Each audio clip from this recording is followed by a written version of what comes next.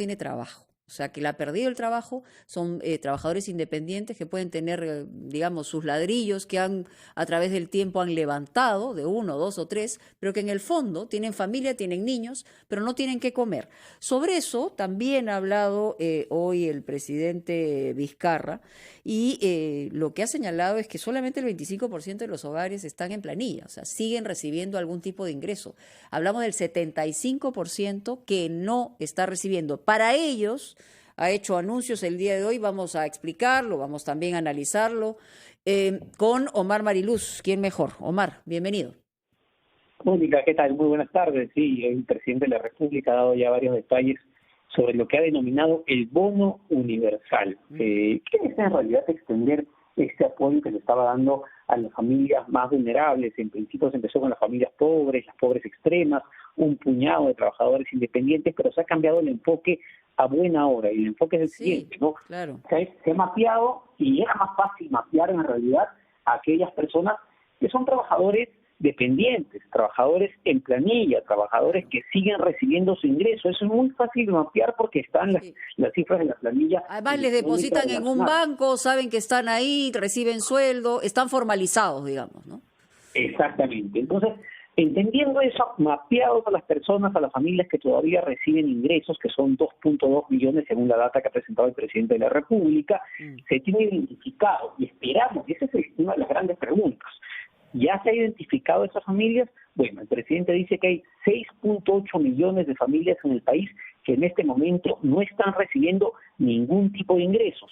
Y a ese adicional, a esas 6.8 millones de familias, es que se tendría que habilitar, se tendría que dar este nuevo bono de 760 soles.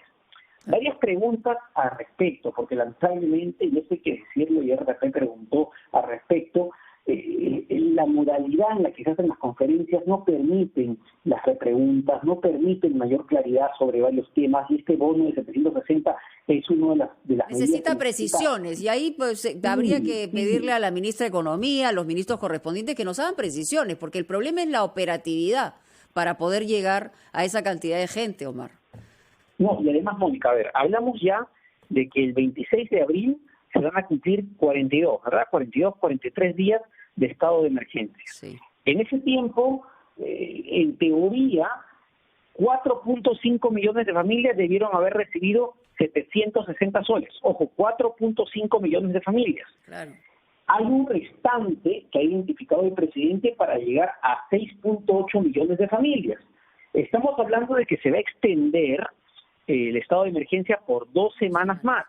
Es decir, en ese periodo, ese restante va a recibir 760 más 380 adicionales, solamente va a recibir 380, va a recibir 760. ¿Qué va a pasar con los que ya recibieron en una primera etapa? Porque se les está ampliando la cuarentena por un periodo adicional de tiempo, van a volver a recibir 380 soles. Hay varias preguntas al respecto, porque claro, estamos hablando de que muchas familias en estado de alta vulnerabilidad van a pasar casi, ¿de cuánto estamos hablando? ¿De 2 meses? Dos casi meses. 2 meses, exacto, de 2 meses en Sin estado ingresos, de cuarentena. de un día Sin para ingresos. otro, además.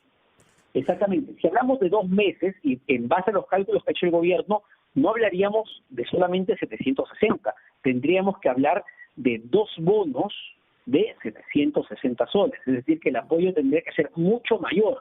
Estas preguntas tendrán que ser contestadas por el gobierno. Es importante, sin embargo, que se haya decidido ampliar el número de beneficiados. Otro punto clave, pero que necesita Pero, muchas ¿me permites más un aclaraciones? segundito, Omar? Porque el otro punto Sí. clave quisiera que lo desarrolles, pero luego de la pausa, porque se nos ha ido el tiempo, si me permites. Vamos a una pausa en RPP y regresamos.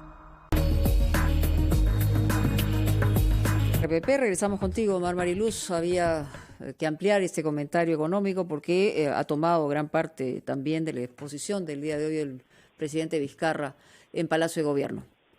¿Cuáles son los otros ángulos a tener en cuenta? Bueno, hay dos otros puntos importantes que ha mencionado el presidente, pero no de manera muy precisa en realidad, que tiene que ver única con la reactivación de la economía. Y hay más o menos fecha clara para que algunas otras actividades importantes vayan entrando a empujar la rueda, ¿no? El dinamismo económico ha dicho que el 4 de mayo, es decir, todavía una semana más. Vamos a pasar una semana como hemos venido hasta ahora y a partir del 4 de mayo otras actividades que lo hemos estado mencionando se van a sumar a la rueda de la economía. El presidente mencionó el delivery, por ejemplo, de productos procesados. Ahí va a ser importante ver cuáles van a ser los protocolos sanitarios que se asuman y qué tipo de productos procesados, qué tipo de comercio, qué tipo de actividades de servicios van a poder optar por el delivery y qué otras actividades claves para la economía también van a entrar en funcionamiento a partir del 4 de mayo, en lo que se va a entender como la primera fase de reactivación de lo que hemos podido conocer y cómo se va a dar la implementación de esta reactivación más adelante. Todavía no hay detalles, entendemos que todavía hay una discusión muy importante al respecto, pero algunas luces ha dado el día de hoy el presidente de la República. Ahora, entiendo que, antes de eso, entiendo que el documento base, digamos, de esta discusión ha sido el que ha presentado el PRODUCE, ¿no? Donde hablaba de un procedimiento hasta fines de diciembre, paulatinamente en la incorporación por sectores, ¿no? Hablaba de actividades proveedoras de actividades esenciales, producción de maquinaria, servicios asociados, ¿no? Etcétera, etcétera, reciclados, desperdicios, actividades priorizadas en el sector minero, en la pesca industrial, etcétera, etcétera, ¿no?